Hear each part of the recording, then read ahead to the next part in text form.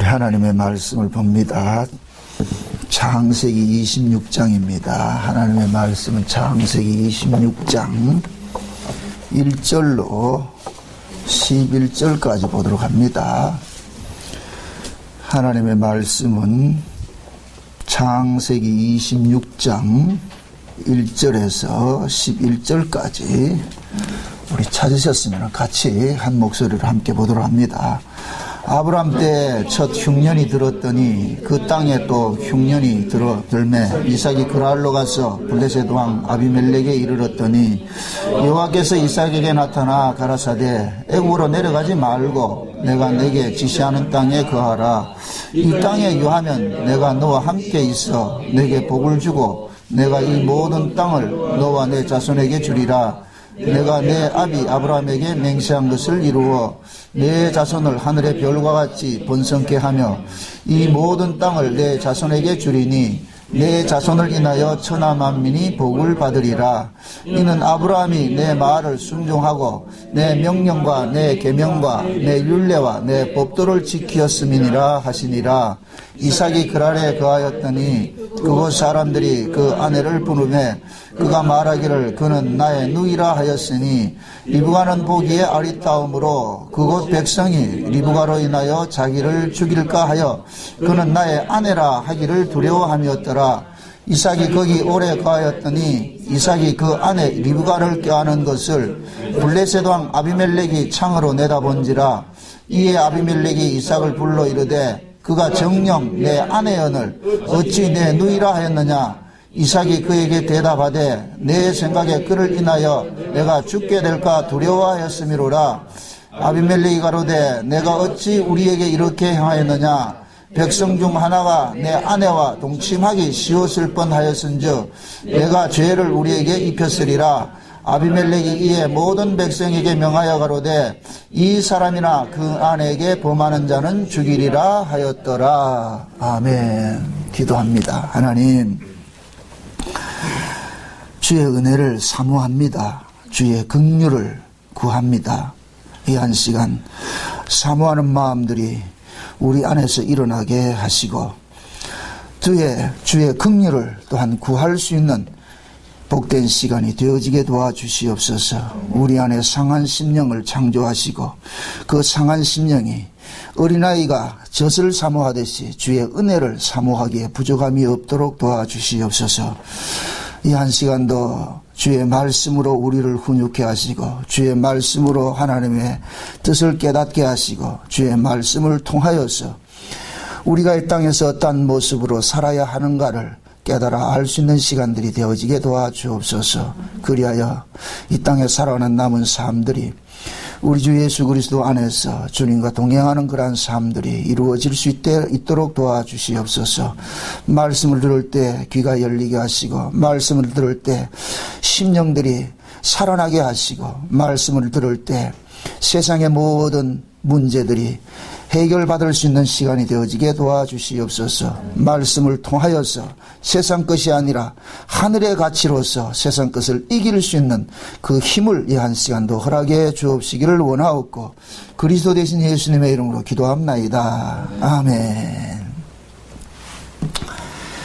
하나님께서 자기 백성들을 다뤄가는 것들을 성경을 통해서 이렇게 기록을 해놨습니다. 성경을 구약의 이스라엘이라는 이 역사를 가지고서 이렇게 성경을 기록을 한 것은 하나님께서 멀리 계신 분이 아니고 하늘에 그냥 계신 분이 아니고 이 역사 속에 실제 자기 백성들 속에 뛰어들어서 함께 동고동락을 하셨다는 것을 보여주고 있습니다. 그래서 우리가 구원을 위하여서는 우리가 할 것이 아무것도 없어요. 구원은 예수님의 그 십자가의 죽으심으로 우리에게 거저 주어지는 것입니다. 마치 무엇과 같으냐면은 아이가 엄마에게서 태어나는 것은 아이 힘으로 태어나는 게 없습니다. 아이가 태어나는 데 있어서는 아이가 0.0001%라도 일조한 일이 없습니다. 전적인 부모의 공로입니다. 부모가 아이를 낳았단 말이죠. 그러면은 이제는 아이는 낳기 위해서 자기가 한 일은 없는데 이제부터는 나아진 자로서 자라가야 되는 것은 자기가 해야 될 몫이란 말이죠. 물론 부모의 도움을 전제로 한 겁니다. 우리의 신앙생활도 마찬가지입니다. 구원을 얻기 위해서는 우리가 할 일은 아무것도 없습니다. 그러나 구원받은 자로서 우리가 살아가는 것은 주의 은혜로 주의 간섭하심을 통하여서 마치 어린아이가 부모의 간섭을 통하여서 어른으로 자라가듯이 우리도 마찬가지 우리의 신앙도 하나님의 간섭하심으로 자라간다. 이 자라간다는 이 개념을 또 세상적인 가치의 개념으로 이렇게 생각하지 마시고 성경이 말하는 그 신앙의 자람이라는 거 그리스도의 충만한 분량에까지 자랄지라 그러잖아요. 그리스도의 충만한 분량. 그리스도의 충만한 분량이라는 것은 다른 것이 아니고 그냥 하나님을 많이 알아가는 거예요. 하나님을 많이 알아가는 거예요. 자식이 철든다는 게 뭡니까? 부모의 심정을 아는 거예요. 부모의 심정을. 그래서 자기가 부모가 돼서 살아가는 거예요. 그게 자식이 철드는 거예요. 하나님도 마찬가지예요. 자기 백성들이 예수 그리스도를 깊이 알고 하나님을 많이 알아서 이 땅에서 하나님의 자녀답게 하나님을 대신해서 살아가는 그것을 하나님께서 원하신단 말이에요. 그래서 하나님께서는 자기 백성들을 다 끊임없이 간섭을 하시는 거예요. 간섭을 하시다. 응? 우리는 다 하나님에 대해서 어떤 하나님을 알고 있느냐면 추상적인 하나님을 알고 있어요. 그냥 성경에 기록된 하나님만 알고 있는 거예요.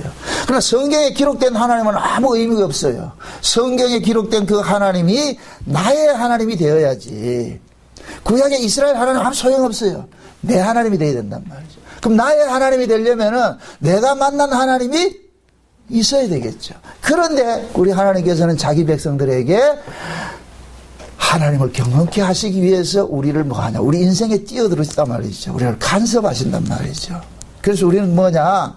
눈을 열고 귀를 열고 마음을 열어서 하나님께서 나를 어떻게 간섭해 오셨구나. 지금도 어떻게 간섭해 가고 있는가. 이걸 우리는 깨달아야 되는 거예요. 그걸 배워가는 거예요.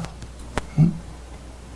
어린아이가 길을 가는데 아무리 큰 사람이 만나도 어린아이는 엄마만 있으면 걱정하지 않아요. 왜? 그 아이에게는 이 엄마는 나를 뭐 한다? 보호하시고 지켜주는 근일이라는 걸 알기 때문에. 그러니까 엄마만 있으면은 두려움이 없습니다, 아이들은. 엄마 없으면은 두렵죠. 이게 우리 신앙이 그래야 돼요. 우리 신앙이. 내가 하나님을 의지하고 하나님을 믿을 때는 세상이 두렵지가 않아야 되는데. 그 두렵지 않아야 돼요. 그게 정상이라니까. 그런데 우리는 뭡니까? 세상이 언제 두려워지느냐? 하나님을 잊을 때. 하나님은 한 번도 우리를 떠난 적이 없어요. 그런데 우리가 하나님을 잠깐만 잊고 산단 말이죠. 그러니까 마귀라는 놈은 날마다 우리의 시선에서 하나님을 가리는 일을 하는 거예요. 하나님 가리는 일을 한단 말이죠. 그럼 하나님께서는 어떻게 하느냐? 그 하나님을 가리는 그 일들을 하나 둘씩 뭐 하느냐? 제거하는 일들을 하죠. 제거하는 일들. 그런데 우리에게는 마귀가 하나님을 가리게 해주는 그것이 우리에게는 뭐로 다가오느냐? 매력적으로 다가온단 말이죠. 매력적으로. 만약에 마귀가 하나님을 가리는 그것이 매력적이 아닐 것 같으면 우리 그거 쳐다보지도 않아요. 그런데 그것이 우리로 하여금 눈을 뗄 수 없고 우리의 눈길을 사로잡을 수밖에 없는 그러한 뭡니까? 선하고 같이 보암직하고 먹음직하고 탐스럽게 온단 말이죠. 그러니까 우리는 거기 정말 빠지는 거예요. 빠진다니까. 어쩌면은 신앙생활이 우리 일평생 하는 것이 탁 넘어졌다 또 이렇게 세움을 입고 넘어졌다 또 이렇게 세움을 입고 그 과정을 반복하는 거예요. 어렸을 때는 이 일들이 인터벌이 짧아요. 순간 이게 그 예수님께서 말씀하신 불에도 넘어지고 물에도 넘어지고 변화서 예수님께서 변화산에 올라가셔가지고서 베드로와 요한과 뭡니까 야고보를 데리고서 올라갔잖아요. 올라갔을 때 엘리야하고 모세가 나타나가지고 예수님이 부금 속에서 같이 이야기를 할 때 뭡니까 예수님께서 영광 중에 십자가에 죽으실 걸 상징을 이야기를 하고 또 재림을 대안해서 이야기를 하고 그 이야기한단 말이에요. 그럴 때 베드로가 뭐라 합니까? 주여 우리가 여기에다가 뭘 짓고 초막셋을 짓고 그만 여기서 사합시다. 그런데 예수님께서는 베드로 보고 베드로야 여기서 사는 신앙생활이라는 것은 그렇게 하는 것이 아니고 저 산 아래 가가지고 실제 귀신들이 장악하고 있는 저 세계 속에 네가 뛰어들어가지고 그들과 싸워서 그렇게 살아가는 것이다. 그래서 산 아래 내려왔더니까 무슨 일을 하고 있어요? 다른 제자들이 귀신 들린 자 하나를 낳고서 어떻게 해요? 그걸 쫓아내요? 못 쫓아내요? 못 쫓아내잖아요. 못 쫓아낸다. 그럴 때 제자들이 묻습니다. 예수는 왜 우리는 안 됩니까? 그게 예수님께서 하시는 말씀이 기도 외엔 다른 것이 없다는 거예요. 기도 외에. 그 얘기는 곧 뭐예요? 이거는 너희들이 해결할 문제가 아니고 누가 해결할 문제다? 하나님이 해결해 준다는 얘기예요. 그게 기도의 의미예요. 기도가 뭐예요? 하나님 도와주세요잖아요. 하나님 도와주세요. 여러분들이 기도 안 한다는 건 아주 악한 거예요. 이 목양교회 성도들은 진짜 악한 자들만 모였다니까. 왜? 기도를 안 해요. 뭐가 그렇게 대단한지 모르는지. 어떤 빼약을 믿고 살아서 기도를 안 하는지 모르겠어. 제가 그래 11월 달부터 지금 이 금요 기도회 지금 이 기도회를 하고자 합니다, 지금. 안 해. 기도하셔야 돼요. 우리는 사단의 세력을 못 이겨요. 여러분 세상 못 이겨요. 우리 힘으로 못 이긴다니까. 그래서 우리는 늘 하나님 앞에 징징거릴 수밖에 없어요. 하나님 도와주세요. 하나님 도와주세요. 그것이 우리가 이제 뭡니까 이 복음을 알고 나가지고서 이제 아는 사람들이 이 기도를 잘 안 하는 이유가 왜 그러냐면은 과거에 우리가 복음을 몰랐을 때 교회 와서 기도할 때는 꼭 무당 부닥거리 하듯이 말이야 그렇게 기도했단 말이죠. 이방인들 기도하시 그렇게 했단 말이죠. 그런 것들이 잘못된 걸 아니까 그러니까 숫자 뭐 하냐 기도를 안 하는 것으로 나와버렸다면 이게 마귀의 노림수인데 그 노림수에 넘어진 거예요 결국은. 그렇게 기도 안 하면 되잖아요. 근데 우리는 그게 틀렸다고 해가지고서 뭐 하냐 기도 자체를 안 해버린다니까. 말은 잘하죠. 주님께서 항상 뭐 강구하고 계시는데 뭐 주님이 우리 대신 하는데 주님께서 우리 안에 오셔가지고서 오신 이유는 우리 몸을 가지고 사용을 하신다니까. 우리 몸을 가지고서 우리 몸을 사용하기 위해서 오신 것이지 우리 몸을 사용하지 않으려면 말로 우리 가운데 오셨단 말이죠. 그럼 예수님께서 우리 안에서 기도하신다 할 것 같으면은 우리도 그런 기도의 자리로 끌고 가신다니까. 근데 그걸 자꾸 놓쳐버리는 거예요. 특히 복음 안다고 하는 사람들은 아주 결정적으로 나타나는 현상이 기도 안 하고 말이죠. 예배 참석도 우습게 여기고 말이죠. 이건 아주 악한 거예요. 지금 그 사람 미혹당하고 있는 거예요. 복음 때문에 미혹당하고 있다니까. 여러분들 경계심을 가져야 돼요. 제가 지금 우리 이 목양교회 굉장히 위기의식을 느껴요. 이거 아닌데 왜 이럴까? 제가 잘못 가르쳤는가? 이런 것들이 뭐냐면 다시 한번 뭡니까? 리턴해야 돼요. 리턴해야 된다니까. 다시 돌이켜야 된다. 그렇게 함으로 인하여서 여러분들이 하나님과 직접적으로 자꾸만 경험돼 가지고 알아지고 여러분들의 신앙이 다른 사람 몰라요. 다른 사람 필요 없어요. 그 사람이 예수 잘 믿어도 아무 의미가 없다. 소용없다니까. 내가 만난 그 주님 안에서 이 세상에 이 세파를 어떻게 믿음으로 헤쳐나갈 수 있느냐. 그걸 우리가 가져야죠. 그걸 키워야죠. 그걸 키워야지. 그래서 제가 처음에 말씀드리는 거예요. 구원을 위해서는 우리가 아무것도 할 일이 없는데 구원을 받고 나서부터는 이제부터는 뭐 하느냐. 싸워야 되는 거예요. 먼저 자기 자신과 싸워야 된다니까. 옛사람과 싸워야 되고 말이죠. 육신의 소욕과 싸워야 되고 말이죠. 인간은 끊임없이 이 몸뚱이는 자기 편한 거를 자꾸 추구한다니까. 그래서 내 편한 쪽으로만 자꾸만 신앙이 이렇게 변질되다 보면은 결국은 뭐냐 하나님도 내 편한 것에 이용 대상이 돼버리는 거예요. 도구가 돼버린단 말이죠. 내 편한 이 세상을 편하게 살기 위한 도구가 돼버린단 말이죠. 그래서 하나님께서는 자기 백성들을 자꾸만 간섭을 하는 거예요. 그런 의미에서 오늘 본문은 굉장히 우리에게 위로를 주는 말씀이에요. 하나님께서 아브라함을 선택을 하셔가지고서 그 아브라함을 통해가지고서 아들 하나를 낳습니다. 그게 누굽니까? 이삭이잖아요. 그죠? 그래서 이 이삭의 가문은, 아브라함의 가문은 언약의 가문이란 말이에요. 언약의 가문인데 그 언약의 가문은 특징이 곧 뭐냐? 하나님의 언약으로서 그 가문이 세워져 가는 것을 언약의 가문이라 그런단 말이죠. 그럼 이제 아브라함은 죽었어요. 하나님께서 때가 돼서 아브라함을 데려가셨단 말이에요. 데려가시고 이제 그 아브라함에게 하셨던 그 언약을 지금 누구에게 지금 전가를 시켜주는 거예요. 이삭에게 지금 전가시켜준단 말이죠. 그럼 이삭은 아브라함이 만났던 그 하나님을 이삭도 만나야 되는 거예요. 이제 하나님께서 이삭에게 이야기하는 거예요. 네 아버지 세대는 지나갔으니까 네 아버지가 알고 있는 그 하나님 소용없는 거예요. 네 아버지가 알던 그 하나님, 네 아버지를 간섭하셨던 그 하나님이 이제부터는 내가 너를 간섭해 줄게. 그러니까 너는 너가 만난 그 하나님을 알아야 된다는 거예요. 너가 만난 하나님, 아버지가 알고 아버지한테 아무리 들었던 그 하나님은 의미가 없어. 이제 네가 만난 하나님이 있어야 돼. 네가 만난 하나님. 그러니까 너가 만난 그 하나님을 알게 하기 위해서 하나님께서 아브라함과 똑같은 구조 속에 지금 이삭을 던져놓는 거예요. 그래서 오늘 본문에 보세요. 26절에 보세요. 26절. 참 26장 1절 보세요. 아브라함 때 첫 흉년이 들었더니 그 땅에 또 뭐가 들어?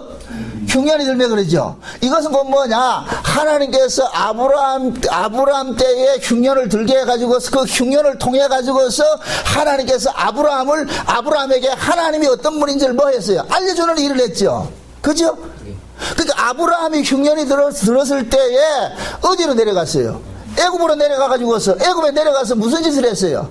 자기 몸뚱이 하나 살기 위해 가지고서 자기 아내를 팔아먹는 일들을 했잖아요. 그죠? 자기 아내를 팔아먹는 일들을 했단 말이죠. 그러니까 아브라함은 뭐냐?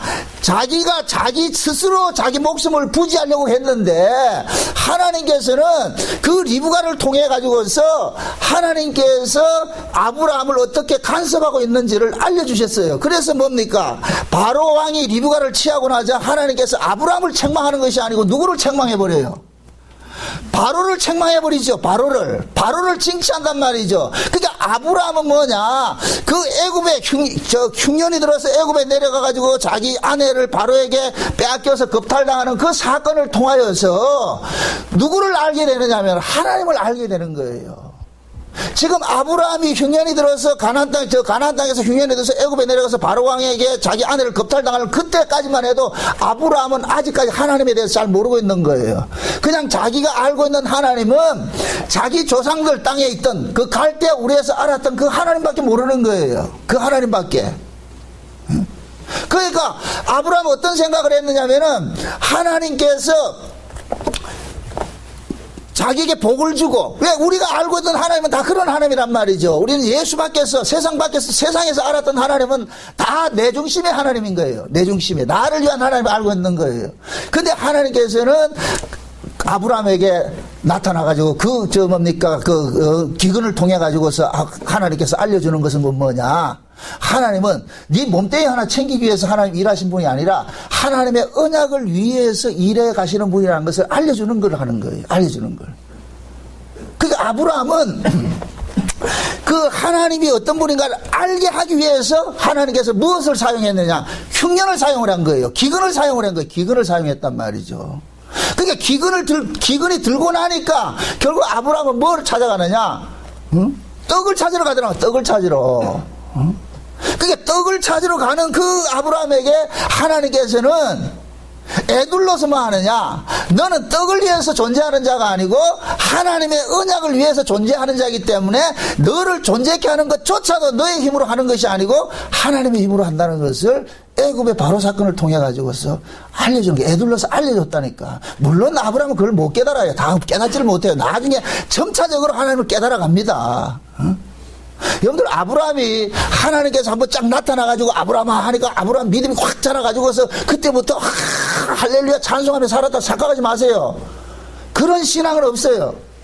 여러분들 한 번 은혜 받았다 해가지고 그 신앙이 오래 갈 것 같습니까? 아니에요. 아니라니까. 여러분 스스로가 우리가 한번 보잔 말이에요. 내가 은혜 받았다 해서 그게 며칠이나 가더냐 말이죠. 그렇게 오래 안 간다니까. 만약의 경우에 하나님께서 한번 은혜를 줘가지고 그것을 한 달 울고 먹고 1년 울고 먹을 것 같으면은 그 받은 은혜 가지고서, 그 받은 은혜가 있기 때문에 하나님 찾아 나온다, 안 찾아 나온다? 안 찾아 나오겠죠. 그래서 하나님의 은혜는 날마다 받는 거예요, 날마다. 날마다 받아야 된다니까, 날마다. 그 하나님의 은혜를 다른 말로 뭐로만 표현을 하려면은 양식인 거예요, 양식. 광야에서는 뭐로 나타나고? 만나로 나타나는 거예요. 만나로. 그냥 그 만나로 보면 안 된단 말이에요. 만나. 그 만나를 내려주시는 것 자체가 하나님의 뭐이다? 은혜라니까, 은혜. 그러니까 이스라엘은 뭐냐? 우리가 이 세상 살아가는 것, 이 광야라는 세상 살아가는 것은 우리 힘으로 살아가는 것이 아니고 하나님의 은혜로 살아가는데 그 하나님의 은혜가 한 달에 한 번씩 주는 것이 아니고 날마다 주시더라고요. 날마다. 왜 날마다 주겠어요? 날마다 우리가 싸워야 되기 때문에, 날마다. 여러분, 하나님께서 그런 말씀하죠. 졸지도 아니하시고 주무시지도 아니하시고 뭐 해요? 우리를 지키신다 그러죠. 왜 하나님께서 졸지도 아니하고 주무시지도 않겠어요? 마귀라는 놈도 졸지도 않고 주무신다 하면 안 되고, 마귀는 잠도 안 잔단 말이죠. 그러니까 하나님께서 졸지도 아니하시고 주무시지도 아니하고 우리를 지키시는 거예요. 쉬운 말로, 여러분들의 자식을 요즘에는 하도 군대가 이상한 군대가 돼가지고서 자식을 군대 보내야 할 것 같으면 부모는 늘 군에 가 있는 그 자식에 대해서 뭐 합니까? 염려하죠. 걱정하죠. 걱정하잖아요. 왜? 아이고, 저 녀석이 군대 생활 제대로 할까? 요즘은 군대 생활을 하는 것보다 총검술을 하는 것보다 사람한테 맞아 죽지 말아야 돼. 적군에게 맞아 죽으면 안 돼. 죽는 게 아니고. 이상한 시대가 돼버렸어, 지금. 이상한 시대가.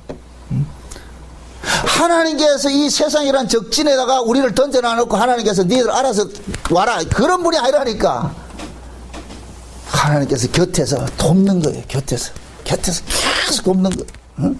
여러분들 보세요. 성령님을 걸어서 예수님께서 그 요한복음 14장, 15장, 16장에 그런 말씀을 하십니다. 내가 떠나가는 것이 유익이다. 그리고 내가 가면은 다른 보혜사를 너희들에게 보내주신다 그러잖아요. 그럼 다른 보혜사가 뭐예요? 성령이잖아요. 성령이 우리 가운데 오셔가지고 보혜사로 오셨어요. 그 보혜사는 뭐냐? 돕는 분이란 말이에요. 돕는 분. 어디까지나 돕는 분이에요. 이걸 놓치지 마세요. 돕는 분이라는 얘기는 성령이 우리 대신 일을 해준다는 얘기가 아니란 말이에요. 일은 우리가 해야 되는 거예요. 쉬운 말로 성령님은 과외 선생님과 같이 우리에게 오셔가지고서 우리를 자꾸 공부를 시킨단 말이에요. 공부는 내가 해야 되는 것이지 성령이 대신해 주는 게 아니란 말이죠. 신앙생활은 내가 해야 되는 것이 성령이 대신해 주지 않는다니까. 성령은 계속해서 우리를 신앙생활 하도록 자꾸 뭐 한다? 푸시를 해줘, 간섭을 해주는 거예요. 그러니까 내가 기도해야 되고 내가 봉사해야 되고 내가 뭘 해야 된다니까. 내가 안 하는 신앙은 이것은 그건 뭐냐? 귀신의 가르침이 잘못된 가르침이라니까. 성령이 우리 안에서 넌 가만히 있어, 내가 다 해줄게, 그거 아니에요. 그거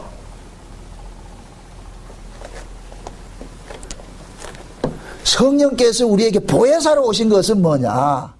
우리를 돕는단 말이에요. 자꾸만 도와요. 도우면은 우리는 그 도우심을 잊고서 결국 전쟁은 누가 해야 되느냐? 내가 한다니까. 내가. 그래서 신앙생활이 뭐냐? 아픔이고 고난인 거예요. 과외 선생이 뭡니까? 대학 입시할 때 저 수능 시험 대신 쳐줘요? 아니잖아요.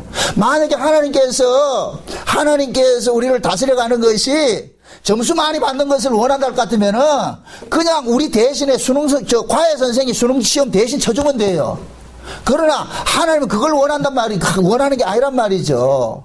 결국 수능시험은 누가 쳐야 되느냐? 내가 쳐야 되는 거예요. 그럼 수능시험을 치려면 내가 뭐를 가져야 돼? 내가 실력을 가져야 될 거 아니에요. 하나님께서 성도들을 이 세상에 던져놨는데 이 세상에는 세상 가치가 홍수처럼 엄물되어 있는데 그 속에서 하나님의 가치로 살려면은 우리 독자적으로 안 되니까 성령이 곁에서 과외 선생이 돼가지고 계속해서 우리에게 뭐를 가르치냐? 하늘의 가치가 무엇인지, 신자의 가치가 무엇인지, 어떻게 신앙생활을 해야 되는지 이런 걸 계속해서 가르친단 말이야. 우리는 그 도움을 잊고서만 하느냐? 신앙생활을 하는 거예요. 하는 거. 지금 이 시대에 많은 사람들이 오해를 하고 있어요. 착각을 하고 있어요.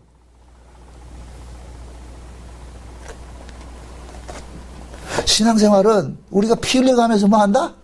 싸우는 거예요. 싸우는 거. 달마다 뭐 하냐? 그 신앙생활 하면서 우리 안에 있는 이 죄들이 달마다 이렇게 토설되는 거예요. 토해지는 거예요. 야, 우리가 진짜 하나님보다 내 몸뚱이밖에 챙기지 못하는 인간이구나. 이걸 깨닫는다니까. 우리가 현란하게 복음을 알고 지식격을 많이 알아도 결국 우리는 뭐냐? 내 몸뚱이 챙기는 인간이더라니까. 그거밖에 없더라니까. 나는 나밖에 몰라요. 이걸 우리는 처절하게 깨닫는 거예요. 이런 인간이 결국 뭐냐? 산다는 것이 하나님의 은혜라는 걸 깨닫는다니까. 그걸 알려면은 그런 현장에 던져봐야 된다니까. 던져놓는다. 그래서 하나님께 자꾸 우리를 뭐 하느냐? 던져내는 거예요. 던져내는 거예요. 그게 신앙생활이라는 것은 예수로 살아가는 거예요. 구경하는 것이 아니고 예수로 살아가는 것이란 말이죠. 그래서 신자들은 이 땅에서 뭐 하느냐? 예수님의 증인들로 남겨준 거예요. 예수님의 증인들로. 그게 세상은 우리를 통해서 누구를 보게 되느냐? 예수를 보게 되고 하나님을 보게 된단 말이죠. 그러면은 그 뭐냐? 예수님께서 이 땅에 오셔서 내 나라는 이 세상에 속한 것이 아니오라고 했으니까 그러면은 신자들도 이 땅에서는 어떤 자세로 살게 되느냐? 하나님께서 어떻게 간섭하느냐? 너희들 나라는 이 땅에 속한 것이 아니고 하늘나라에 있다고 그렇게 알려주는 일들을 한단 말이죠. 그러려면 뭐하냐? 우리의 삶들이 날마다 뭐하냐? 세상의 가치로 사는 것이 아니고 하늘의 가치로 사는 것으로 나타나겠죠. 달라져야 되겠죠. 그래서 오늘 본문에서도 하나님께서 이 이삭을 통해서 가르치는 게 그거예요. 아버지가 기근 때문에 애굽에 내려가지고 저 부인을 팔아먹고 자기 이렇게 살리면서 아브라함은 뭐냐? 그를 통해 가지고 그 사건을 통해서 하나님을 희미하게 좀 알아갔듯이 지금 이삭도 마찬가지죠. 그 구조 속으로 딱 집어넣어 가지고서 지금 하나님께서 이삭에게 하나님을 알리는 일을 하는 거예요. 알리는 일을. 그래서 이삭도 꼭 뭡니까? 이 그랄 땅, 블레셋 땅에서 지금 어떤 짓을 하고 있어요? 자기 아내를 뭐라 그래요? 그 아내를 통해 가지고서 어떻게 합니까? 자기 아내 살고자 하잖아요. 그죠? 그럴 때 하나님께서 그러는 거예요. 이 사건을 통해 가지고서 이삭아, 너를 지키는 자는 나이니까 내가 너희 아비에게 맹세한 그 약속대로, 언약대로 내가 너를 지켜줄게. 그래서 거기에 아비멜렉 왕이라는 것을 도구로서 지금 쓰고 있는 거예요. 도구로서. 하나님께서 그 블레셋 왕 아비멜렉, 그 당시에는 최고의 권세를 가진 힘을 가진 자잖아요. 힘을 가진 자. 그 힘을 가진 그 왕을 하나님께서 책망하심으로 인하여서 나를 간섭하시는 이 하나님이 지금 누구보다 크다? 세상의 왕보다 크신 분이구나. 그 당시에 세상의 왕은 하나의 신이에요. 신. 어느 시대고 과거의 이 왕정 시대에는 그런 게 있어요. 실제 로마 시대 그랬잖아요. 황제는 모든 법률로부터 죄해야 된다 그게 조항이 있거든요. 황제는 모든 법률로부터 죄해야 된다. 이 얘기는 뭡니까? 황제에게는 죄가 있다 없다? 없다. 그게 그럼 누구예요? 죄 없는 분 누구예요? 신이라는. 그래서 로마 시대는 황제를 신으로 숭배한 거예요. 신으로. 그러니까 황제는 어떤 일을 하더라도 인간들에게 죄의 저촉을 받지 않는 거예요. 비록 그 사람이 나쁜 짓을 한다 할지라도 죄 자체가, 법률 자체가, 법 자체가 황제를 모든 죄로부터 죄시킨다는 법률이 있으니까 그 법률 조항에 따라 가지고 황제는 뭐 하느냐? 면제받는 거예요. 면제받는 거. 그게 왕이라니까, 왕. 구약시대도 마찬가지예요. 바로 왕이니 아비멜렉 왕이니. 그래서 옛날 왕들은 짐이 곧 나라다 그러잖아요. 짐이 곧 나라다. 내 백성이라고 그러잖아요. 내 백성. 국민들 보고. 그 결국 뭐냐? 신과 같은 존재예요. 그런데 하나님께서 지금 그 신과 같은 아비멜렉을 뭐 합니까? 혼을 내준다니까. 그럼 이상 배우는 거예요. 나를 간섭하신 이 하나님이, 나를 지금 다스리고 있는 이 하나님이 세상의 신 위에 계신 분이구나. 그럼 세상의 신 위에 계신 이 분이 나를 간섭한다 할 것 같으면은 어떤 자세로 살아야 되겠어요? 세상의 가치를 두려워하겠어요? 안 하겠어요? 안 해야 되겠죠. 그 가르치는 거예요. 그 가르치는 거. 그래서 하나님께서 자기 백성 이삭에게 그러는 거예요. 이삭의 아버지가 있을 때는 아버지 그늘에서 살았으면 됐어요. 근데 아버지가 없잖아. 이제는 자기가 가장이 돼가지고서 이 집안을 꾸려가야 되는데, 그럼 이삭도 역시 뭐냐? 그 당시에는 소부족 국가들인데 그 부족 국가들 힘이 있어야 산단 말이에요. 힘이 있어야 산다. 근데 이삭은 알다시피 자식도 없어. 이삭도 지금 결혼해가지고 40년 만에 뭐 합니까? 20년 만에 자식을 낳았잖아요. 이삭을 낳았잖아요. 야곱과 에서를 낳았단 말이죠. 자식도 없지. 그러니까 불안한 거예요. 그럼 뭐 했냐? 자기 법도 하나 지키기 위해서 어떤 곤모술수, 어떤 계략들, 꾀를 쓰게 되어 있단 말이죠. 그럴 때 하나님께서 이삭에 나타나서 너는 넉개로 살지 말고 내가 너를 지켜줄게. 네 아비 아브라함을 지켜줬듯이 내가 너를 지켜줄게. 그래 3절에 그러는 거예요. 네가 이 땅에 유하면 내가 너와 함께 있어줄게. 그러면 내가 너와 함께 있어줄게. 그러면서 뭡니까? 네 아비 아브라함에게 맹세한 것을 내가 반드시 너를 통해서 뭐 한다? 이룬다는 거예요. 그러면서 천하만국이 너를 통하여서 복을 얻을 것이다. 그럼 천하만국이 이삭을 통해서 복을 얻으려면 이삭이 살아있어야 되겠죠. 어떤 상황이든지. 그 이야기는 결국 뭐냐. 이삭아, 네가 어떤 환경에 처한다 할지라도 너는 절대 죽지 않는다. 그것은 왜? 내가 너를 통해서 뭐를 이루기 위해서?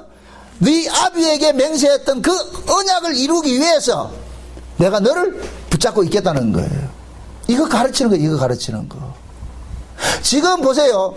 하나님께서 이삭에게 나타나서 자기 아버지 아브라함에게 맹세하신 것을 다시 한번 뭐 합니까? 가르쳐 주지요. 그럼 이것을 지금 이 시대에 우리에게 이야기를 해보세요. 이야기를 할 것 같으면은 저와 여러분들은 성경을 통해 가지고서 우리 앞선 믿음의 선진들에게 맹세하신 그것을 지금 우리를 통해서 이루고 있다는 것을 뭐 합니까? 알게 해주는 거예요. 그래서 우리는 성경을 통해 가지고서 우리 믿음의 조상들에게 간섭하셨던 그 하나님께서 지금 현재 역사 속에 존재하고 있는 지금 우리에게 지금 뭐 하고 있다. 우리도 여전히 뭐 하고 있다. 우리 앞선 믿음의 사람들을 간섭했듯이 지금 우리도 뭐 하고 있다. 간섭하고 있구나. 우리 성경을 그걸 통해서 배워가는 거예요. 지금 이해됩니까? 그래서 하나님께서 자기 백성들에게 늘 내가 여기 있다. 내가 여기 있다. 간섭하는 거예요. 간섭하는 거예요. 좋은 신앙이라는 것은 그걸 깨닫는 거예요. 하나님께서 나를 간섭하고 계시는구나. 신앙생활이라는 것은 하나님과 사귐을 갖는 것인데 사귐은 부대낌 속에서 이루어지는 거예요. 부대낌 속에서. 그래서 성경에서는 하나님과 이 사귐을 무엇으로 표현을 하느냐 하면은 남자와 여자가 하룻밤 자는 것으로 묘사할 때가 있다니까. 그걸 안다 그런단 말이죠. 구약에서 하나님을 안다 할 때 그 안다라는 이 야다라는 말은 부부가 합방하는 걸 말하는 거예요. 여러분들 보세요. 세상에 남남으로 자랐던 사람들이 서로 말이죠. 만나가지고 아무리 차 마시고 식사하고 하고 이렇게 해도 서먹서먹해요. 근데 이상하게 하룻밤 자고 나면 달라진다니까. 모든 것이 달라져 버려요. 왜? 하나님께서 그걸 가지고 이게 성의 문제를 가지고서 복음을 설명을 하고 있는 거예요. 그래서 하나님께서 하나님이 우리와 하나님과의 이 관계를 알아가는 그 과정을 부부간의 침실내 용어로 사용을 하는 것은 결국 뭐냐? 우리도 하나님과 우리를 뭐냐? 잠자리 하듯이 뭐하냐? 그렇게 해서 알아가는 거예요. 그것을 다른 말로 뭐 하느냐? 내가 하나님과 부대치해 가지고서 경험된 하나님을 내가 가질 때 그 하나님을 내가 뭐라 그러냐? 안다 그런다니까. 이 경험은 다른 사람이 경험을 아무리 많이 가져도 소용이 없어요. 내가 경험이 돼야 돼. 내가 만난 그 경험이 있을 때 비로소 뭐가 되느냐? 그것이 내게는 뭐가 되느냐? 실제가 되고 힘이 되고 능력이 되는 거예요. 그래서 하나님은 자기 백성들에게 실제 경험하는 일들을 뭐 하느냐? 벌리는 일들 하는 거예요. 자꾸만 사건 속에서 벌리는 일들 하는 거예요. 그럼 그 하나님을 언제 우리가 알 수 있느냐? 고난 속에서 하는 거예요. 고난 속에서. 그래서 하나님께서는 자기 백성들을 고난이란 이 풀무 속에 집어넣고 우리가 편할 때는 하나님 안 찾아요. 내가 힘들고 어려울 때 우리는 뭐 하냐? 그 속에서 뭐가 터져나오느냐? 하나님 도와주세요. 살려주세요. 그 경험이 주어졌을 때 그 다음에는 그 사람은 뭐 하냐? 하나님을 이론적으로 아는 것이 아니고 실제 경험된 하나님을 가지고 있기 때문에 실제 살아가는 삶 속에서 흔들린다 안 흔들린다? 안 흔들리지. 그래서 좋은 신앙은 많은 경험을 가져야 돼. 산전수전을 겪어야 돼. 산전수전을 겪어야 된다. 응? 여러분 보세요. 신앙생활이 어려서부터 차근차근 이렇게 자라온 사람들이 이게 내공이 대단한 실력이에요. 이걸 우습게 여기지 마시라니까. 모태신앙으로 자라서 그 기독교 그 문화 속에서 어려서부터 자라오는 이 과정이 물론 이게 나중에 자라가지고 그것이 율법 아래서 억지로 했다는 것이 드러나지만 그러나 그 억지로 한 것도 결국에는 뭐가 되냐? 하나의 실력이 된다니까. 그래서 어려서부터 신앙생활을 차곡차곡 자란 사람들은 여일해요. 흔들림이 없이 큰 해요. 근데 중간에 뭘 한번 만나가지고 이렇게 한 사람들은 오래 가지 않는다니까. 냄비같이 말이죠. 팍 끓다가 뒤집어지고. 좋은 의미에서 신앙생활을 또 차근차근 해야 돼요. 그래서 제가 그러는 거예요. 여러분들, 제가 가장 뼈 아프게 실수한 부분이 뭐냐? 우리 목양교회 성도들이 왔을 때 어린아이들을 주일학교를 하지 않고 이 어린아이들을 그냥 방치한 것이, 제가 굉장히 가슴 아파한다니까. 그래서 내가 우리 박정희 집사님한테도 그랬거든요. 아이들 다른 교회 보내세요. 주일학교가 있고 그런 데를 보내세요. 근데 그게 안 되니까 지금 애들 신앙 보세요. 개판 다 돼버렸어요. 다 떠나버렸다니까. 우리 교회 안에 보세요. 애들 요만하게 자라들이 큰 애들 지금 교회 나오느냐고 하나도 안 나온다니까. 제가 지금 뼈 아프게 지금 내가 후회하고 있어요. 그 부분에 대해서. 내가 잘못했구나. 제가 누누이 그런 얘기를 했거든요. 보내세요. 그래서 아이들한테 제일 먼저 가르치는 건 교회 열심히 가는 거다. 교회 열심히 가라. 가면서 그냥 보내지 말고 헌금도 다 해서 보내고 말이죠. 해야 되는 거, 해야 되는 거. 여러분들이 학교 보낼 때 그러잖아요. 어린아이가 학교 들어갈 때 어떻게 해요? 제일 먼저 학교 열심히 가는 거 배우는 거 있죠. 학교 열심히. 학교 열심히 가면서 그냥 가지 마라. 책가방 밀고 가라. 그렇게 해서 책가방도 올려 메고 말이죠. 그렇게 보내는 거예요. 그게 돼야 되는 거예요. 그게 습관이 됐을 때 흔들지 않다니까. 그래서 제가 어릴 때도 잠깐만 헌금에 대해서 가르치라 그러는 거예요. 봉사도 가르치고 말이죠. 그렇게 했을 때 그 사람이 자연스럽다니까. 근데 이것이 훈련이 안 된 사람들은 나중에 할 날 같으면 안 해, 못 한다니까. 아까워서 못 한다니까. 그러니까 어렸을 때부터 이렇게 11조 생활 때 했던 사람은 11조 하는 거 어렵지 않아요. 근데 중간에 하는 사람들은 못 한다니까. 아까워서 못 해. 그 신앙들이 결국은 뭐냐? 여러분들이 이 베이스가 탄탄하지 않다는 거예요. 베이스가. 이 근본이 그렇게 자꾸 흔들리는 거예요. 흔들린다니까. 물론 그런 흔들림 속에서도 여러분들의 악함이 고발당해지고 내 연약함, 무능함 이런 것들이 자꾸 고발이 되어지겠지만은 그러나 그것을 합리화시키지 말란 말이죠. 그것이 옳은 것이라고 생각하지 말란 말이죠. 그래서 하나님께서는 우리의 신앙들이 잠깐만 허구고 허사이라는 것을 들춰내기 위해 가지고 어떻게 하냐. 잠깐만 고난 속에 집어넣는다니까. 고난 속에 집어넣어가지고서 결국은 뭐냐. 내가 지금까지 하나님을 알았고 믿었다는 것은 전부 허상이었구나. 이런 것을 깨달아가지고서 거기서 새로운 하나님을 만나게 된다니까. 새로운 하나님을. 그 새로운 하나님을 많이 경험하면 경험할수록 그 사람의 신앙은 견고하게 서지는 거예요. 그래서 에베소서에 그러는 거예요. 세상 풍조에 흔들리지 않게 된다 그러는 거예요. 그리스도까지 자랄 것 같으면 세상 풍조에 흔들리지 않게 된다니까.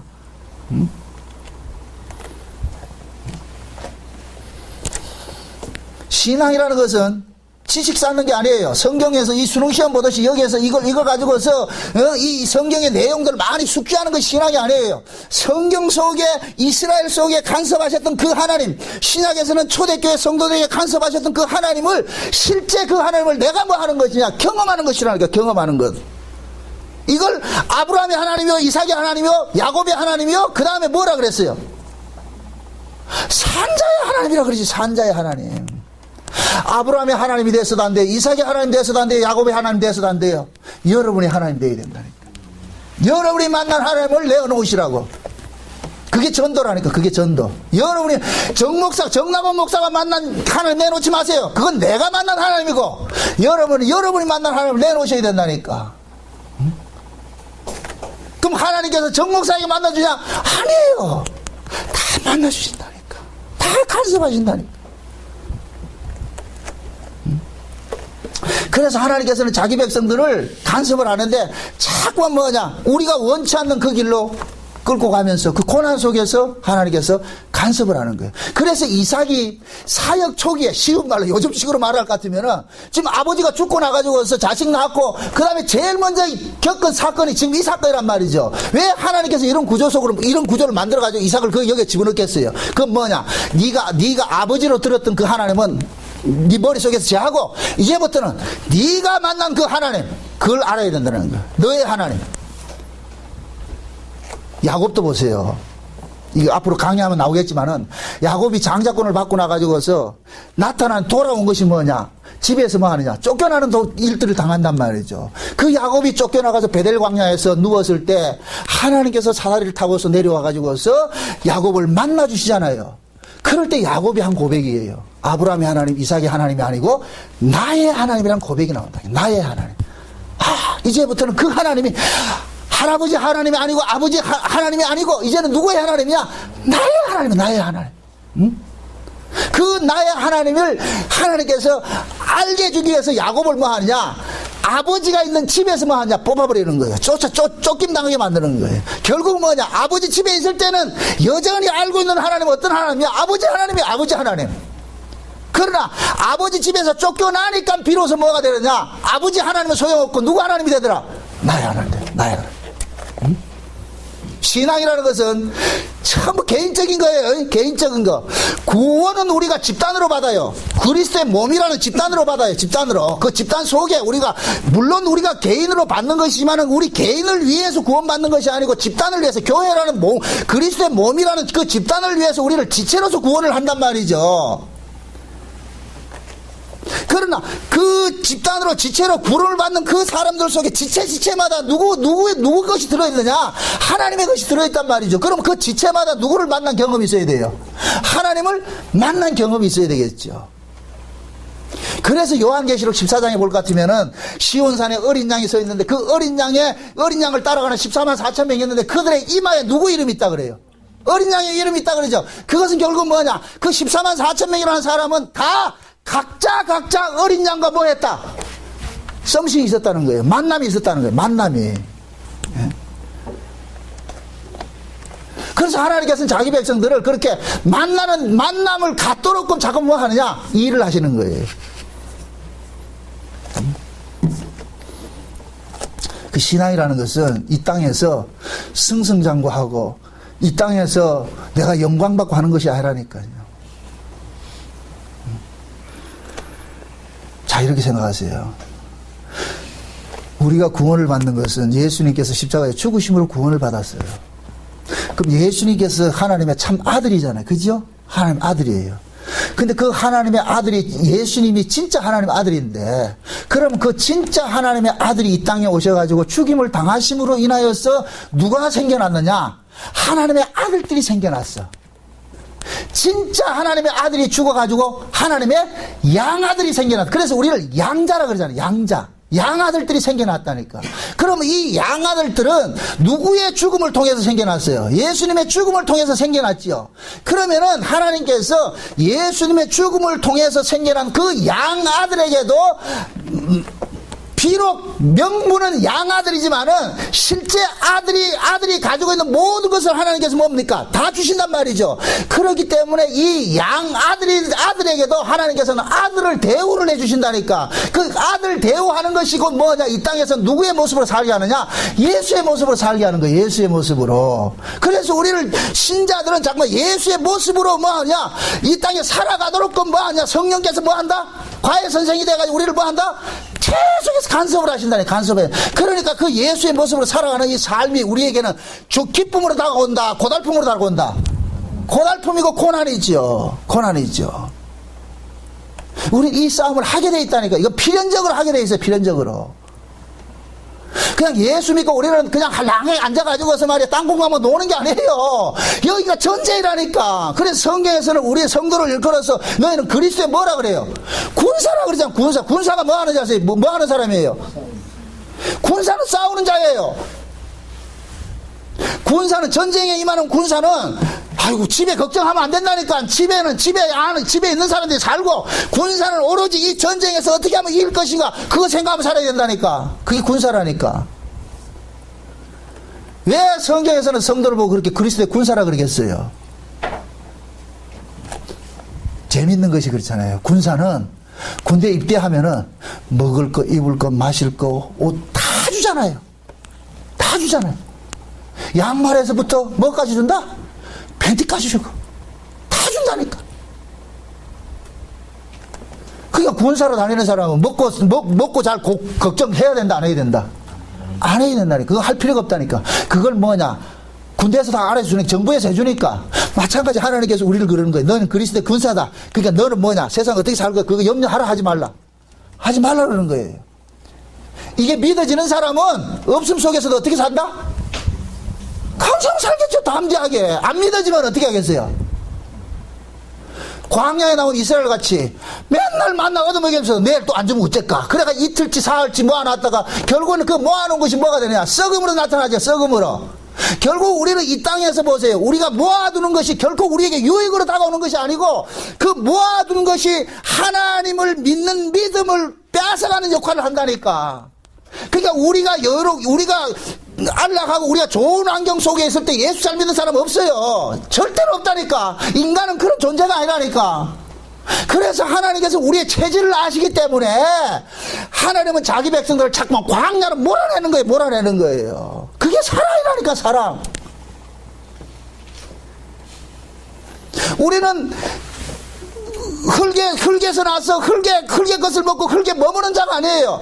비록 우리는 흙에서 났지만은 예수 그리스도를 통해서 하늘의 사람으로 거듭났고, 그래서 우리는 뭡니까? 이 땅에서 비록 흙의 가치로 살아가는 이 세상이지만은 세상 속에서 흙의 가치로 살지 않고 하늘의 가치로 살아가는 그런 자들로 우리가 부름을 입었다니까. 하나님 그걸 계속해서 우리를 뭐하냐? 깨우쳐 주는 거예요. 다스리게 해준다니. 그래서 하나님께서는 성도들의 주변에 하나님을 찾을만 하는 그런 이 구조를 만들어 놓는다니까. 만약에 이삭도 마찬가지예요. 이삭 같은 경우에도 이삭이 뭐냐면은 자기가 어렵고 힘들 때 결국 뭐냐? 오늘 본문에서는 이삭이 그런 환경 속에서 자기가 기도하고 한 건 없어요. 그러나 그 환경 속에서 하나님께서 다스려 간다는 것을 이삭에게 가르치기 위함이란 말이죠. 그러면 이삭이 절박한 환경 속에서 내 힘으로 이 환경을 이겨내는 것이 아니고 하나님께서 이것을 이겨내게 지켜주시고 이겨내게 해주시는 이것을 안달 것 같으면은 이삭이 다음에 절박한 일을 당했을 때 어떻게 해야 되겠어요? 하나님 앞에 어떻게 하겠어요? 구하고 자꾸 두드리겠죠. 주여 도와주세요 하겠죠. 그거 하나 가르치는 거예요. 그거 하나 가르치는 거. 왜 하나님께서 성도들을 이 땅에서 고난을 주느냐면은 그 고난 속에서 누굴 찾도록 만들기 위함입니다. 하나님을 찾도록 하기 위함이에요. 하나님을 찾도록. 내가 사는 것이 내 힘으로 사는 것이 아니고 결국 하나님의 은혜로 내가 살고 있구나. 하나님의 도움이 없으면 난 살 수 없는 존재구나. 그걸 우리는 날마다 처절하게 깨달아 간다니까. 이걸 많이 깨닫는 사람이 신앙이 좋은 거라니까. 이걸 많이 깨닫는 사람이 믿음이 좋다니까. 그 믿음 좋기 위해서 하나님께서 자꾸 우리를 뭐하냐? 간섭하는 거예요. 그 가장 믿음이 좋은 사람으로 구약에 한 사람 나타나는데 그게 누구냐? 욥이라니까, 욥. 욥기 한번 보세요, 욥기. 19장 한번 보세요. 욥기 19장 한번 봅시다. 욥기 한번 봅시다.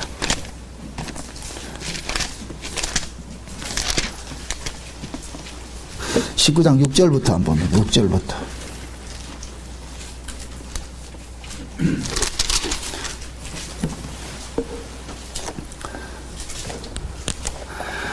19장 한번 봅시다. 다 같이 봅시다. 19장 6절부터 하나님이 나를 굴하게 하시고 자기 그물로 나를 에워싸 싸신 줄을 알아야 할지니라. 내가 포악을 당한다고 부르시지나 응답이 없고 간구할지라도 신원함이 없구나. 그가 내 길을 막아 지나지 못하게 하시고 내 첩경에 흑암을 두셨으며 나의 영광을 벗기시며 나의 면류관을 머리에서 취하시고 사면으로 나를 헐으시니 나는 죽었구나. 내 소망을 나무 뽑듯 뽑으시고 나를 향하여 진노하시고 원수같이 보시는구나. 그 군대가 일제히 나와서 길을 수축하고 나를 치매 내 장막을 둘러 진쳤구나. 나의 형제들로 나를 멀리 떠나게 하시니 나를 아는 모든 사람이 내게 외인이 되었구나. 내 친척은 나를 버리며 가까운 친구는 나를 잊었구나. 내 집의 우관자와 내 계집종들은 나를 외인으로 여기니 내가 그들 앞에서 타국 사람이 되었구나. 내가 내 종을 불러도 대답지 아니하니 내 입으로 그에게 청하여야 하겠구나. 내 숨을 내 아내가 싫어하고 내 동포들도 합의하는구나. 어린아이들일지라도 나를 업신여기고 내가 일어나면 나를 조롱하는구나. 나의 가까운 친구들이 나를 미워하며 나의 사랑하는 사람들이 돌이켜 나의 대적이 되었구나. 내 피부와 살이 뼈에 붙었고 남은 것은 겨우 이 끝풀이었구나. 나의 친구야, 너희는 나를 불쌍히 여기라. 나를 불쌍히 여기라. 하나님의 손이 나를 치셨구나. 너희가 어찌하여 하나님처럼 나를 핍박하느냐? 내 살을 먹고도 부족하냐? 나의 말이 곧 기록되었으면 책에 씌어졌으면 철필과 연으로 영영이 돌에 새겼으면 좋겠노라. 내가 알기에는 나의 구속자가 살아계시니 후일에 그가 땅 위에 서실 것이라. 나는 이 가죽 이 썩은 후에 내가 육체 밖에서 하나님을 보리라. 자 보세요. 여기까지 봅시다. 지금 욥이 하나님 앞에 이 고난을 당하기 전에는 이런 고백들이 나올 수가 없어요.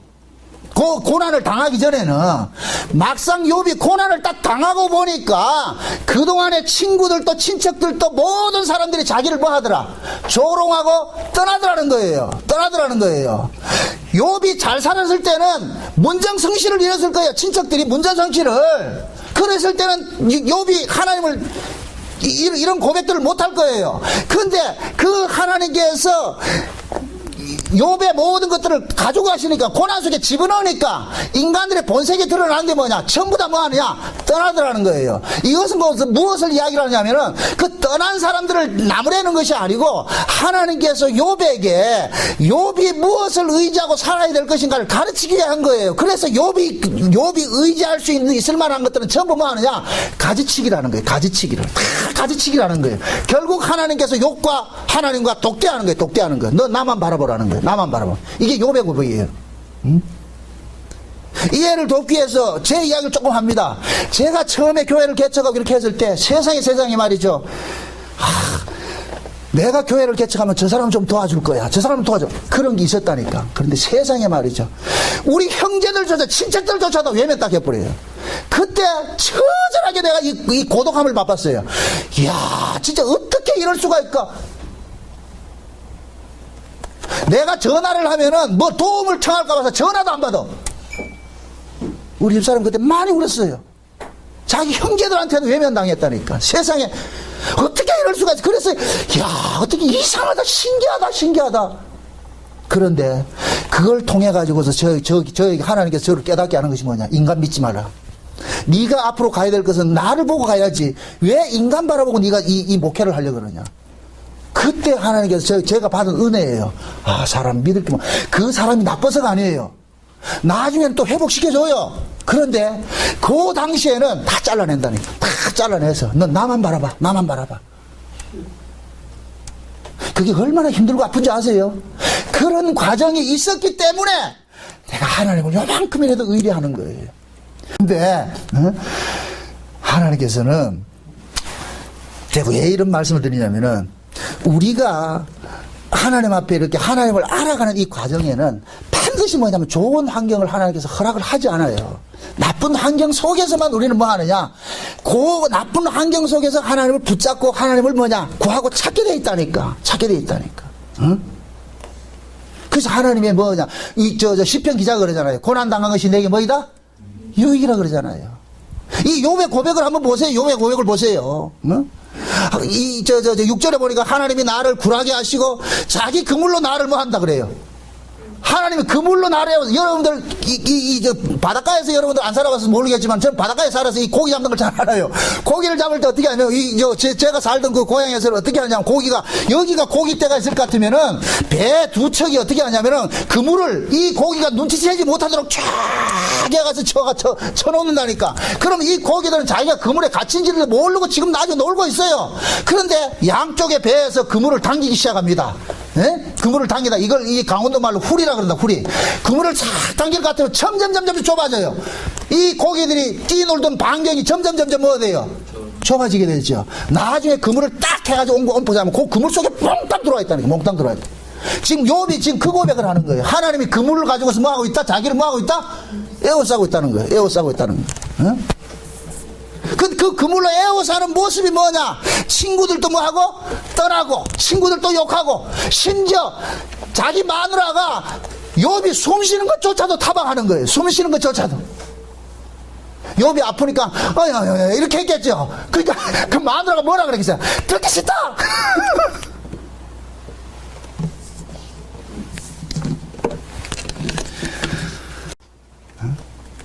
심지어 어린아이조차 뭐 한다? 조롱한다 그러죠. 말 안 듣고. 꼭 저를 보는 것 같아. 응? 말을 해도 여러분들 말 안 듣잖아요. 그게 결국 뭐냐?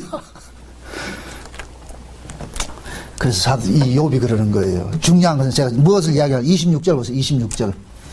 26절. 내가 이 가죽 이것이 썩은 후에 내가 육체 밖에서 하나님을 뭐 한다 그래요? 본다 그러죠. 물론 이 말은 욥이 병든 이 몸을 벗어나가지고서 죽고 나서 주님 본다는 이야기가 맞아요. 그러나 이것을 지금 우리식으로, 신약식으로 이해를 할 것 같으면 뭐냐? 우리가 고난 가운데서 누구를 본다?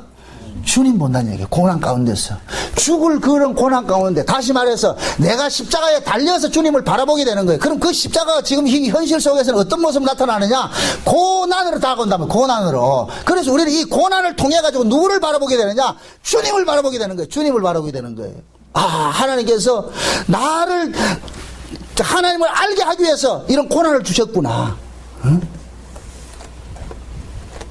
그래서 고난이라는 것은 하나님 아들 만들기라니까. 하나님 아들 만들기. 구약에서 그러잖아요.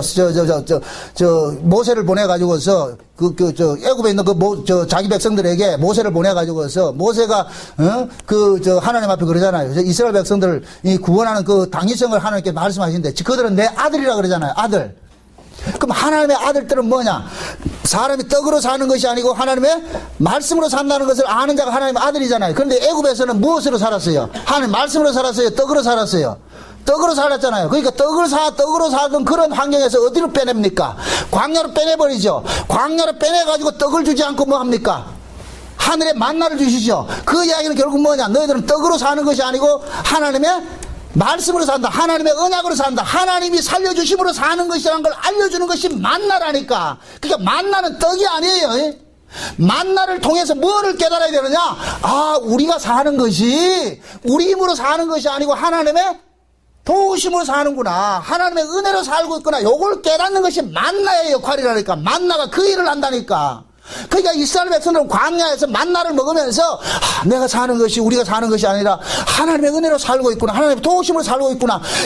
우리는 애굽에서는 이걸 전혀 몰랐는데, 우리는 떡으로 먹고 살았는데 나와 보니까 그게 아니었구나. 이걸 깨닫게 하는 거예요. 근데 이스라엘 백성들이 그걸 깨달아간다, 못 깨달아간다?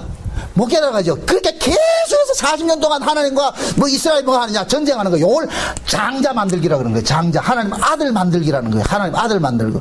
그러니까 하나님의 아들은 하나님의 말씀으로 산다는 것을 아는 자들이 하나님의 아들들인데, 그런데 이놈들이 모르니까 애굽에서 빼내가지고 40년 동안 뭐 하느냐? 광야에서 뺑뺑이 돌리면서 뭐 하느냐? 깨닫게 만드는 거예요. 그게 지금 그 광야의 길이 지금 현재 저와 여러분들이 이 세상의 삶이라니까. 이 세상에. 이 세상이 광야예요, 광야. 지금 저와 여러분들이 이 광야 속에서 뭘 깨달아야 되느냐? 우리는 우리 힘으로 사는 것이 아니고 하나님의 뭐로 산다? 은혜로 사는 것이구나. 하나님의 도우심으로 살고 있구나. 그걸 깨닫는 거예요. 이 사실이 철저하게 깨달아지고 믿어지는 사람일 것 같으면 이 세상을 두려워한다, 안 하겠다? 안 하겠지요. 여러분들이 내가 살면서 물질이 떨어지고 말이요, 내가 살기 어렵고 이렇게 할 때 그것이 근심걱정이 돼가지고 한다는 얘기는 결국 내가 믿고 있는 것은 뭘 의지하고 있는 거예요? 물질을 의지하고 있잖아요.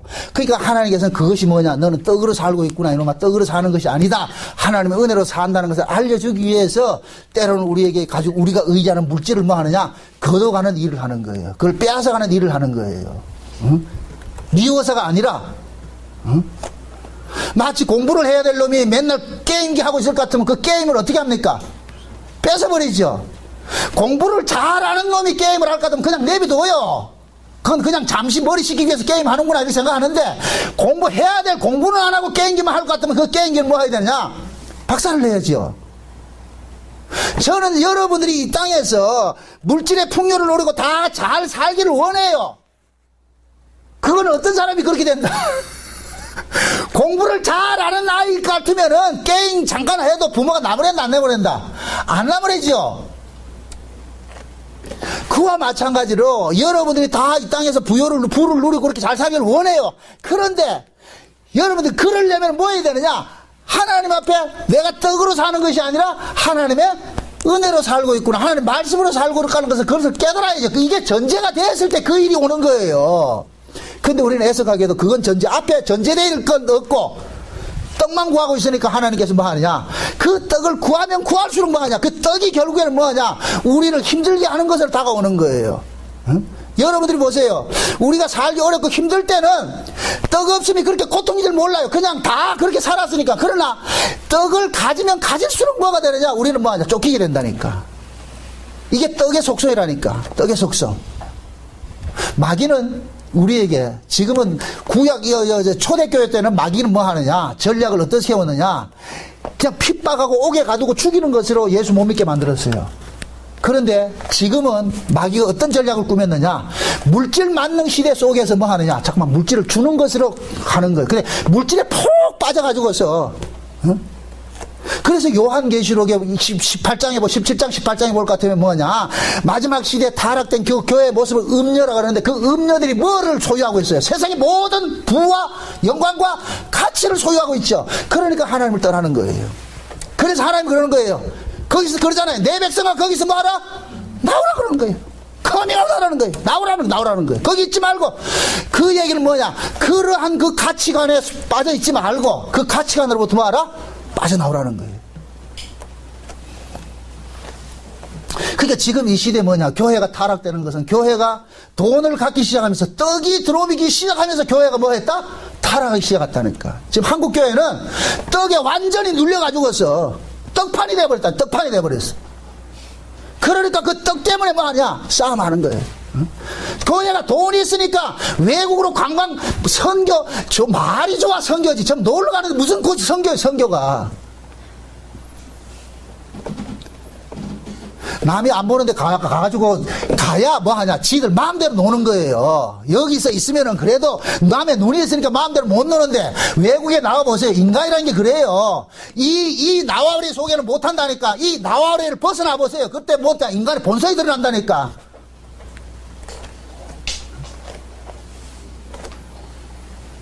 예전에 그런 일들이 있었다니까, 예전에.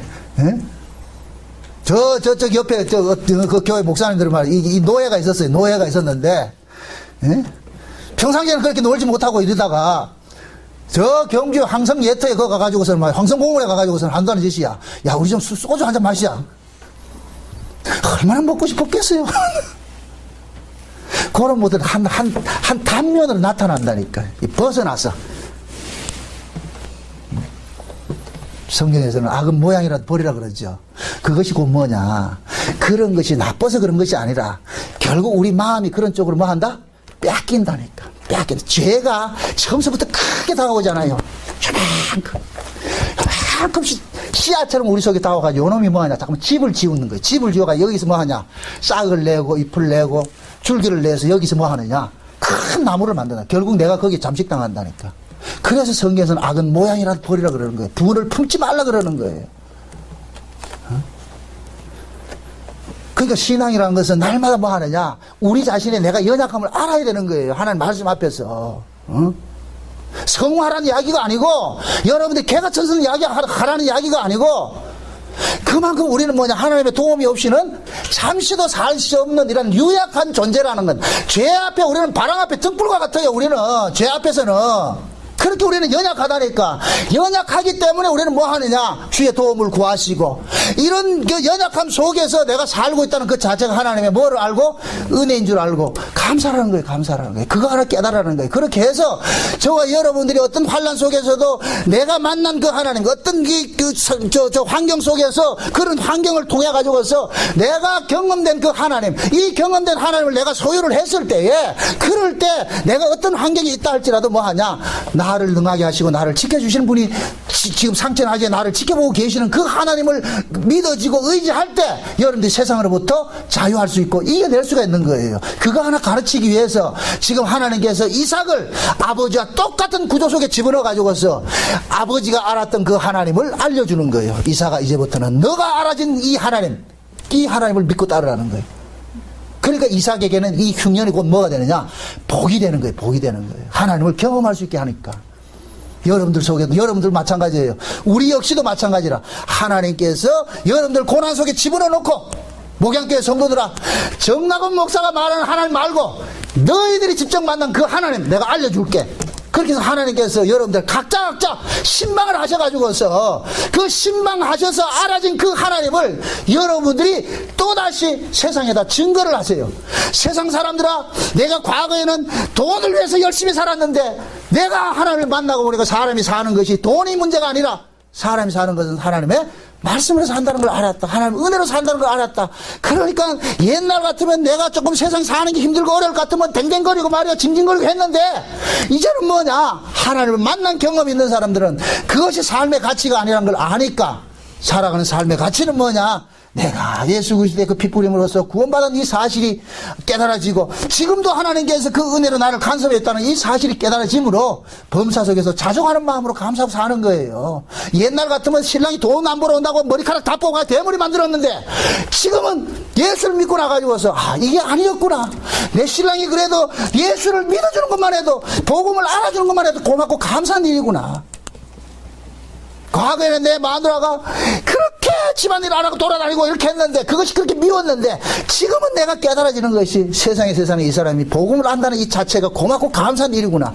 그것이 감사가 되어질 때 그 사람이 예수를 만난 증거를 가지고 있는 사람이에요. 부디 여러분들도 여러분들이 만난 그 예수를 다른 사람들에게 증거하며 사는 그러한 신앙들, 그러한 그 하나님과의 그러한 경험된 그러한 신앙들을 많이 소유하시기를 주의 이름으로 축원드립니다. 기도합시다. 아버지 하나님 감사합니다. 하나님께서 자기 백성들을 어떻게 이 세상에서 사랑하는지를 오늘 잘 보여주셨습니다. 하나님, 우리 가운데 역사하시는 이 하나님은 무엇보다도 자기 백성들 하나님 아들 만들기 위해서 우리를 간섭한다는 걸 알았습니다. 그래서 우리 인생이 우리 뜻대로 안 사라지는구나 이걸 깨달으시고 이런 환경 속에서도 여전히 하나님은 눈동자같이 나를 지키시고 사랑하고 계신다는 이 사실이 믿어지고 깨달아져서 범사 속에서 낙심하지 말고 감사하며 살 수 있는 신앙으로 자라가게 도와주시옵소서. 예수님의 이름으로 기도합나이다. 아멘.